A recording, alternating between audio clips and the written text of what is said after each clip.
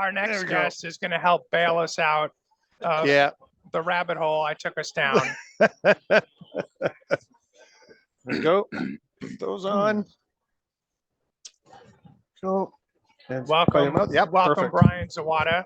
Hello. Yes, welcome, How Brian. are you? Good Thanks. to see you again. Thanks for the invite. Oh, you're Always. welcome. Good to have you here. Good. Been on quite a few times. Yeah, I bet it's 5. Yeah, Ish. 5 or Yeah. 6 times. Yeah. So for the 3 people who don't know you, can you tell us a little bit about yourself? Sure. I've been doing the business continuity resilience thing for 25 plus years now. Currently vice president of strategy at Risk Connect. Before that, I Castellan bought the company I founded, Evolution, back in 2005. So consulting and in-house for a while and having a great time. Wonderful. And you're doing a lot of work here actually for this one. I've noticed your name is in Your name's quite a few- everywhere, Yeah, Brian. 2 presentations everywhere. down, 1 to go. Is that all? That's Yeah, it. Is that all? How do you prepare for that? Ask for a lot of help. Okay. Tell us about one of the presentations you're doing. Well, the one I did this morning was a general session. I detailed, I was supposed to detail like lessons learned from 3 different events. I added 2 more.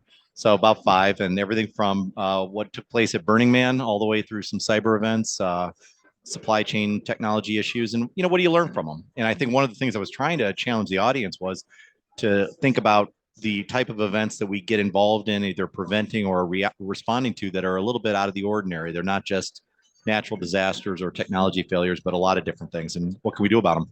I never thought that Burning Man would be talked about on the DRJ stage. So I thank you for bringing that up. That's very interesting. Yeah. In my other life where I make wine, our tasting room manager got stranded there, and she gave me some really interesting lessons learned that were, a lot of them were communications oriented, from the organizers to down to the person that was attending. And I thought, and I also got some really good pictures from the event from her, so I had to share those. I bet you did. Yeah. Yep. Yeah, I was going to say the same thing about Burning Man, because that was the tens of thousands of people were stuck literally in mud, right? 70,000 of them. Oh, that many. That many. Holy cow. Yeah. Some celebrities to a lot of people that didn't really have the resources to work their way out of that mess. So what were the lessons learned from a resilience standpoint? Yeah, Burning Man. Well, I guess you could look at it a couple different ways. Let's look at it from the perspective of what were they thinking in terms of the organizers, like building a 70,000 person city on a dry lake bed that became not dry. So the decisions around that is kind of you kind of head scratcher. Probably cheap place to do it, I suppose. Yeah. But I think the interesting thing I learned from the firsthand interview that I did was around communications. Apparently, they have a radio broadcast that they do there. Okay. That was put on by the organizers. It was just littered with bad guidance and bad information, and so a lot of people were left. What am I supposed to do? How do I get out of this mess? How long is this going to last? What's expected of me? And I think the other part of it was they talked about the kind of the organizational structure of this, where you have the organizers and then everything's kind of grouped into these little cities or communities, and each has a mayor, and there wasn't a whole lot of direct communication between the organizers and them. So it just really kind of shows that decentralized, how do you work your way through a response, and the communication aspects for sure. I thank you for sharing that, because now I have to figure out how to convince Alex that we should do the live broadcast. I was about to bring it up. And we'll throw in mass notification. My recommendation, do it remotely. Well, we do have the green screen, there you go. We can Photoshop in the Burning Man in the background. I think that'd be a good idea. And I'm going to guess that some of those organizers, because it's out in the desert in a dry lake bed, just kind of assumed nothing's going to happen here. Yeah. Just because it hasn't before, it won't happen again. And I think, it was interesting because you saw it on the news. I'm assuming you both did. Yep. And it was only 0.8 inches of rain. And you think about the mess that caused. Imagine if it was 2 weeks earlier and that hurricane had just kind of moved. Was it Hurricane Hillary? Moved a little bit further north and west. Could have been a real big mess. Yeah, that would have been even worse. Yeah. Well, then Burning Man probably wouldn't have happened, and then it would have been a different kind of thing. Good point. Situation. Yeah.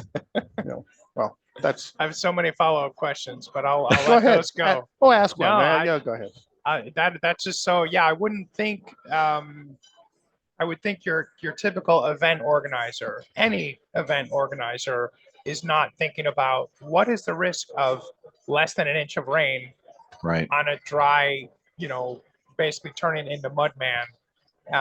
Just like how here with DRJ, when the advisory board met on Saturday and the hotel had let Bob Arnold know, hey, you can't have your event outside Monday night because it's going to be above 103 degrees. Right. So you have to move it inside. Not something Bob's like, I'd never thought about. Yeah. It's going to be so hot. Yeah. That we have to go inside. Or I've never thought about what happens if it rains where it's never rained. Mm-hmm. So that's interesting. Yeah. Do you think that's something that we now really need to start considering? Is some of these things, even just a few years ago, it's like, that's a silly thing to consider. That now all these silly things are really happening. They can line up. We really need to look well beyond the obvious now. Yeah. One of the things I talked about this morning was there was a study that the BCI did. They released it last week. It was about some of the common or the characteristics of the individual resilience professional, which ones are moving up in terms of importance and which ones were down. And one of the things that was moving down was this idea of conceptual thinking. And I find that stunning because I think that aligns to what you're saying, is that you kind of have to have this mindset of not always thinking about the gloom and doom, or the Chicken Little, philosophy, but it's like, okay, I have this situation. How could this spin out of control? How could this get bad? How could this get worse? And unless you do that, unless you have that mindset, you're really going to struggle with looking beyond the thing that's right in front of you. Like, hey, we've always been in a dry lake bed. And, oh, by the way, it's always been a drought out here, or, all those type of things. But how could this be bad? And what are the contingencies I should put in place to protect the people that, are visiting with us?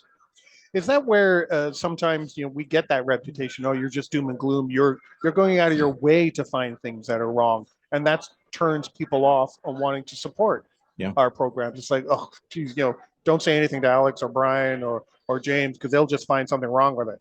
Yeah, no, but I think I think if you build a catalog of kind of the what ifs, and you build some of those strategies and scenarios that go along with them, and as long as you kind of communicate that, hey, I've thought about a lot of these things. If you're interested, here are the scenarios that I've thought of.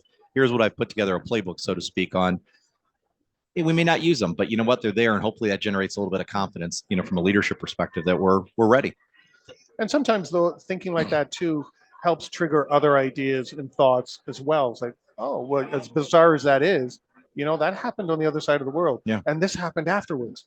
And then you can actually start to see that some of these bizarre scenarios that you think of actually do and can happen. Yeah, that's what I was talking about. That was another theme I talked about, is like, what are the near misses or the things that have affected either like organizations, maybe your competitors, suppliers, customers, overlay those on you and see, how you would have reacted. Or is there an opportunity to do something about it in advance? I think it's interesting that back to the Burning Man situation, they talked about there's 10 principles with this organization. One of them is self-reliance. And apparently, according to that interview that I did, that was very well tested. But the leadership team of Burning Man, or the organizers, said, let's double down on this. We were testing self-reliance. In some cases it worked, some cases it didn't. But what can we learn from it? Might be adding an 11th principle for next Mm-hmm. year. Now, Brian, I know you own a winery. Mm-hmm. I'd love your thoughts. You have all this experience in resilience, and you now own a company where the quality of your product can be dramatically increased or decreased based on temperature, based on weather, based on climate change, smoke, based on fires. Yeah. Some of the wineries that I know and love have said, like, hey, we have to, our whole year of crop is going down. So how do you, it's interesting being, owning a winery, but also with an experience in business continuity and resilience. How do you it seems like an interesting blend. And every year that I started in 2019, and every year has been some resilience challenge of some sort. In Oregon, 2020 was known as the smoke year. Yeah. We got lucky. We dodged a bullet, but we learned a lot from it. And one of the things that we went down the path of is, how do we diversify the source of our fruit?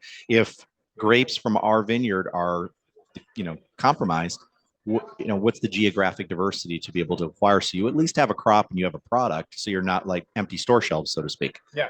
And that did lead us to buy a small vineyard that was very much a different climate, different risk profile further away, just in case. Just to diversify. Yeah, and I think that's important. I also think, every year is going to have a different crop load, so you kind of plan for a little bit bigger so that the next year in case is lower or in case it's completely compromised. So it's a balancing act, but it's everything is resilience when it comes to being a wine grower. That's for sure, because whether it's cork, whether it's glue on the back of labels, glass for bottles, I mean, the pandemic exposed all of the vulnerabilities. Yeah, I think it's interesting because we've had some guests talk about trying to get stakeholders to understand why resilience is important.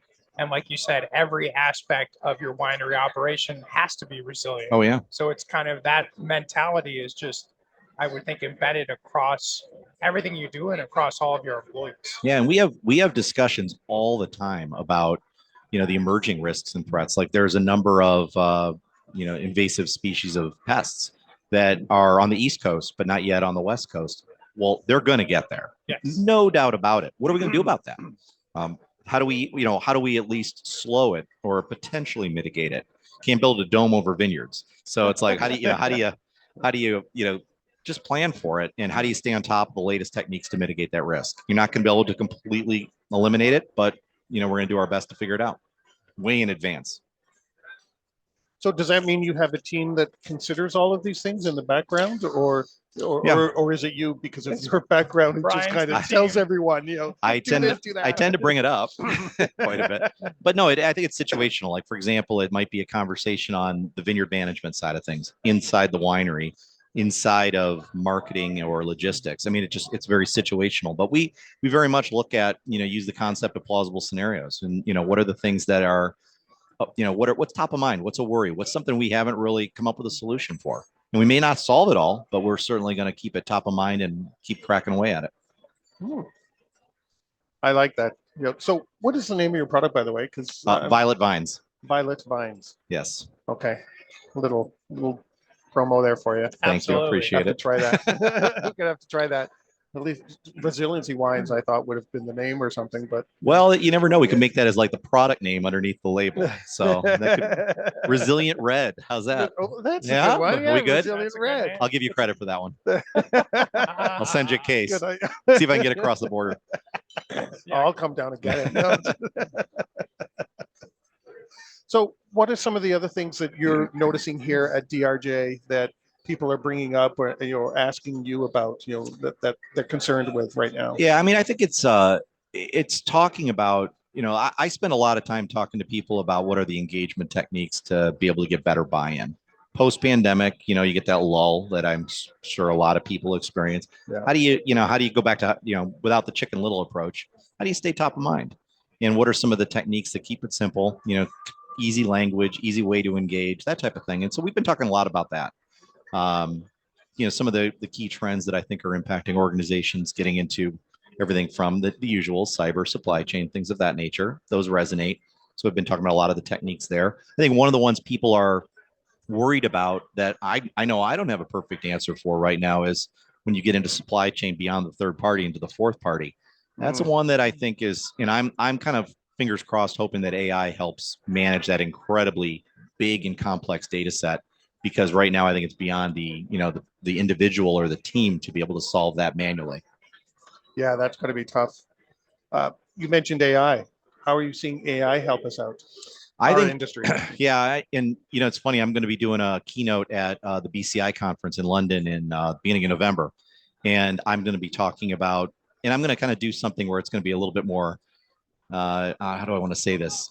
Kind of coming across as like a radical transformation of the professional. And a big part of that is AI. I really believe, when you look at what's happening with generative AI and, I use ChatGPT as an example of like, I got a problem in the winery. What should I be doing? And it gives me some interesting ideas.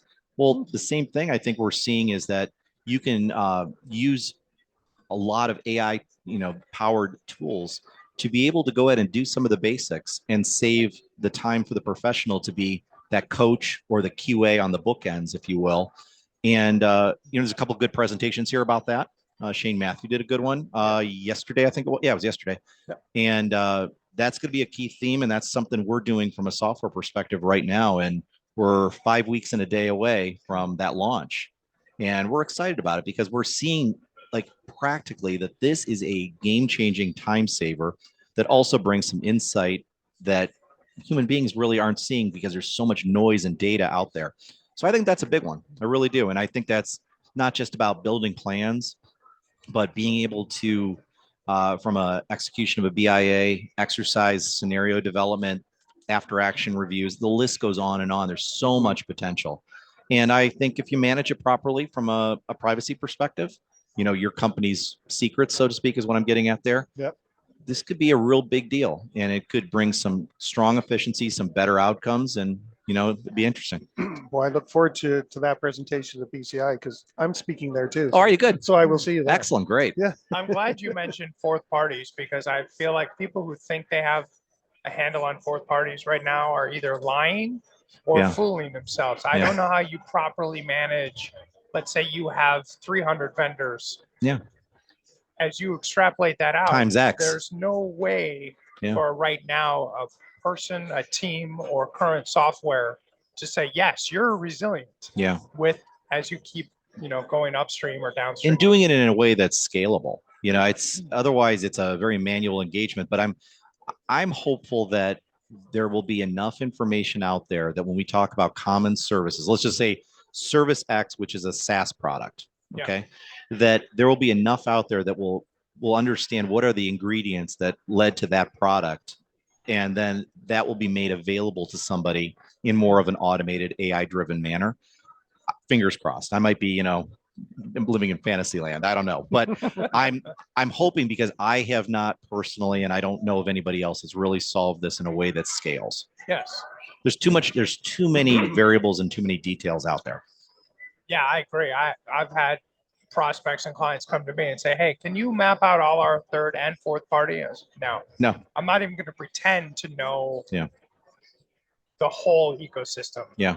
So and I get, you know, and you know, we get the typical questionnaires like all SaaS providers do. Exactly. And, you know, and they'll SIG and SIG-Lite. Right. Yeah. But, you know, they'll every once in a while they'll ask a question and say, so what are the services that go into the service? And they're implying fourth party there. Yeah. But even as the person answering it, there's so many things that are just, you assume or you forget. And that's every time you have manual work, you're introducing the potential for human error. And, you know, like the Move It vulnerability from a couple of weeks ago, great example. How many thought of Move It as a component of a service? Not many did.